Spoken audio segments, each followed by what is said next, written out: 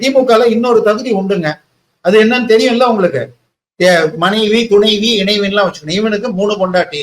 இவனுடைய 2வது பொண்டாட்டி விக்டோரியா தான் உள்ளுக்குள்ள ஒரு பேராசிரியருக்கு உதவியாளர். சோ இவன் திமுக காரங்கள்ல யாருக்கும் சம்பந்தம் இல்லை. அதுக்கப்புறமாக இன்னொன்னு பார்க்கணும். அந்த இவனை கைது பண்ண போன கோட்டூர்புரம் 2வது நாள், அதாவது முதல் நாள் இவனை விட்டுட்டாங்க. 2வது நாள் 8வது நபராக இவனுடைய தம்பியை விசாரிச்சப்ப அவன் அதுக்குள்ள வேற சிசிடிவி ஃபுட்டேஜை எடுத்தப்ப இவன் பின்னாடி போன இவனுடைய சைட் ட்ரெஸ்ஸை காட்டினோடனே இந்த ட்ரெஸ் எங்க அண்ணந்து தான், இது வீட்டுல இருக்குன்னு அங்க போன உடனே அவன் தான் புரிஞ்சு அவனை அரெஸ்ட் பண்றாங்க.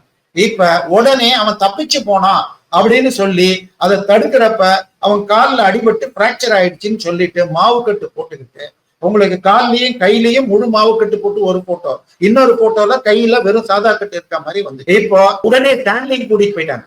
2வது நாளே எஸ்ஐடி வந்துருச்சு. ஆனால் அடுத்த 15 நாட்கள் அவன் ஸ்டான்லியில தான் இருந்தான்.